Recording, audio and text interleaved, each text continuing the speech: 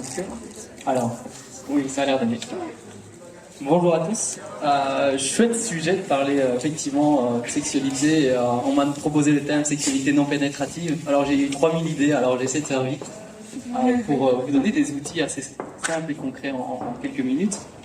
Alors tout de suite, ça m'a fait penser à Élise Thibault qui a écrit un livre sur Ceci est mon sang, sur les menstruations. Et dans ce livre, elle partage le fait qu'enfant, elle avait l'imaginaire que faire l'amour c'était immobile. Et j'ai dit, waouh, ça c'est génial comme idée en fait. Et ça a résonné sur un autre livre qui est fantastique, où Colline Joran parle que sa meilleure expérience sexuelle, c'était de faire l'amour avec un homme pendant longtemps, mais sans bouger. Et elle parle même plus d'orgasme, elle parle d'état orgasmique, d'état fort et puissant qu'il a duré sur le long terme parce qu'elle a vécu ça plusieurs jours. Elle dit, c'est juste fabuleux, j'ai pas pu y rester trop longtemps, seulement quelques jours, quelques mois, mais elle en a écrit un livre, elle a 76 ans aujourd'hui. Et je trouve ça génial parce qu'en fait, qui nous a dit qu'on devait faire l'amour, qu'on pouvait pas faire l'amour immobile? Pourquoi il faudrait un mouvement déjà? Et quelque part, nous on est tous des professionnels, on est là aussi pour permettre d'autres possibles, comme on a plus d'aisance et se dire, mais ok, proposons autour de nous aux gens de faire l'amour sans bouger, tout simplement. Olsen, tu peux démarrer la suite du dessin, si tu veux bien.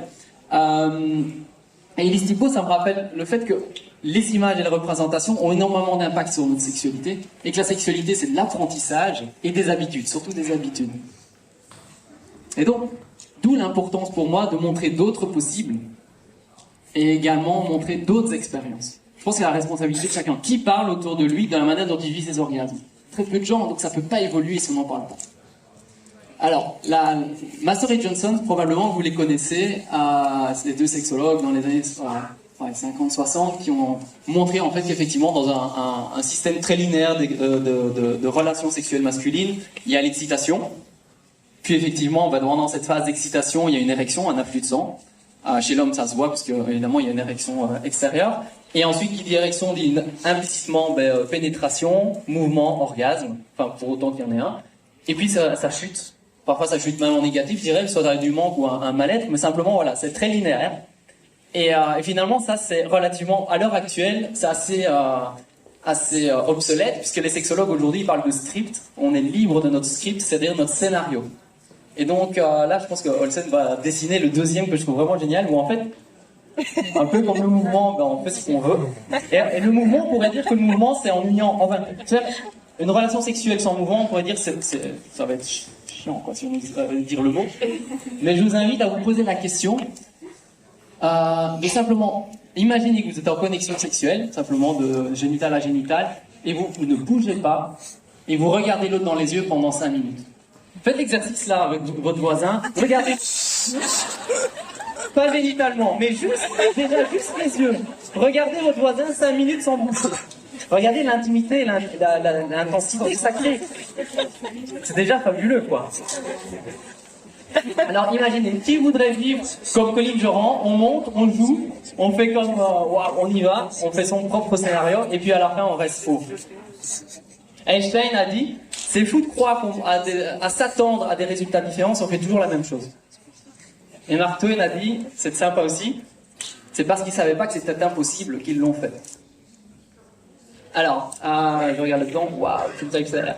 Alors, souvent on dit sexualité égale pénétration égale orgasme, mais évidemment, on pense toujours plus loin, dans la vie de tous les jours on va très vite, donc si j'ai une érection, je veux une pénétration et je veux un orgasme, on pense toujours à l'étape d'après, sauf qu'on sait bien que déjà c'est un script complètement obsolète et c'est ringard. Honnêtement, passer le mot autour de vous, c'est ringard. Je viens avec vous dans ce scénario-là où la femme, passer son chemin, et vous méritez mieux quand même, je pense. Dites ça aux gens autour de vous. Et on sait bien que l'orgasme et l'éjaculation ne sont pas du tout la même chose, c'est deux phénomènes totalement différents. Mais là, effectivement, la sexologie aujourd'hui dit sexualité égale plaisir. Mais le plaisir, c'est quoi? Mais c'est des sensations, on est bien d'accord. Mais comment on ressent plus de sensations? Il faut de l'excitation. Mais là, on est directement dans la sexualité, parce que l'endroit le plus rapide et le plus sympa pour s'exciter, c'est les parties génitales. Homme comme femme, peu importe le genre, c'est génial. Mais physiologiquement, je vous invite à vous poser la question, qu'est-ce qui se passe? Moi, à la base, je suis ingénieur. Et bien, pour exciter, et c'est exactement ça ce qui se passe dans le corps humain, le système nerveux, c'est ce qui se passe. Pour s'exciter, on produit des neurotransmetteurs et des hormones qui vont exciter les connexions neuronales depuis le bas jusqu'au haut. donc tout votre corps. Et donc, on va produire plein de neurotransmetteurs et d'hormones qui vont simplement nourrir le corps. Et donc, à ce moment-là, les connexions entre les neurones vont plus vite. C'est pour ça qu'on dit on est excité. Waouh, ça va plus vite, on a plus de sensations. Il y a plus de sensations, plus de sensibilité. C'est juste ça, l'excitation. Donc, pensez à ça. Et donc, je vous invite simplement à... Par exemple, vous savez que vous produisez plus d'électrolytes quelque part dans votre corps pour permettre plus de connexion. Pensez au picking, par exemple. C'est une technique où vous jouez votre plaisir, vous la faites chuter. Vous remontez, vous redescendez. Vous n'allez jamais jusqu'au climax, homme comme femme, et vous faites ça pendant 1 heure. Et puis à la fin, vous décidez d'y aller. Vous allez voir, l'expérience est totalement différente. Jouez avec vos scénarios, faites autre chose, mais là, vous travaillez sur le temps, sur produire plus, pour avoir plus d'irrigation dans votre corps du plaisir. Et à la fois, c'est assez paradoxal, parce qu'en fait, le système nerveux, il va s'exciter pour aller plus vite, alors qu'en fait, l'idéal, ça serait de ralentir, quoi. C'est-à-dire, ok, maintenant, je vais ralentir, parce que c'est le moment où mon corps produit ses neurotransmetteurs, et c'est le moment de les diffuser dans le corps. Pour nourrir toutes les parties de votre corps, toutes les autres cellules, et ainsi de suite. Et une fois, en fait, irriguées, j'aurais tendance à dire que les cellules commencent à être éveillées, et si elles sont éveillées au plaisir, à la sensibilité, vous avez plus de sensations. C'est juste fabuleux.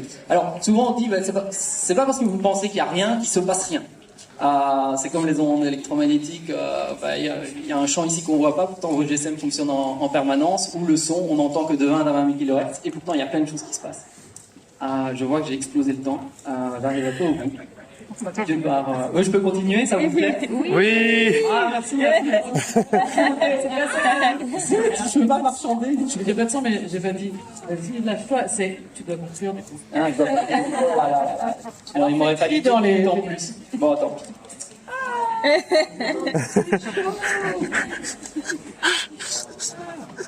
Bon, ouais, mais j'essaye de voir comment je peux résumer ça aussi. C'est une bonne. Bon. Frustration. Mais écoutez, voilà, je vous ai donné des conseils. Par exemple, qui a dit qu'il fallait un mouvement, par exemple? On peut parler du picking, on peut parler de l'excitation et de prendre son temps. Et puis pourquoi on a besoin aussi de climaxer, d'aller à l'orgasme? Pourquoi on ne pourrait pas jouer, rester dans cet état haut d'intensité, en fait, très très haut, juste nourrir aussi. Parce que là, vous restez dans un état de sensibilité énorme. Et simplement restez là, parce que plus vous y êtes, plus vous allez y être, et plus vous créez une mémoire cellulaire. Et plus cette mémoire cellulaire est notique, plus c'est facile d'y retourner. C'est comme la danse, la musique ou n'importe quoi. Votre corps s'en souvient, et vous êtes de plus en plus en joie, en fait. Et sachez qu'en fait, ce qu'on recherche, c'est pas nécessairement le moment, c'est l'état que ça procure. C'est comme le son, enfin, quand on rigole, c'est pas nécessairement le rire qui nous intéresse. C'est la joie qu'on a dans la tête, la légèreté dans le cœur et la détente qu'on a dans le corps, quoi. Et quelque part, voilà, essayez de penser au-delà de la pénétration. Il y a énormément de scripts, il y a plein d'autres conseils. Venez me voir si vous voulez. Merci.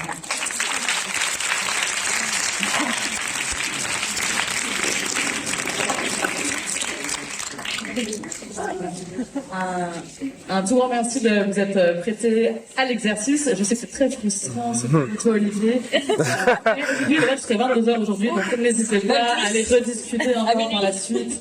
Voilà, il y a des ateliers, tout ça, donc c'est merveilleux.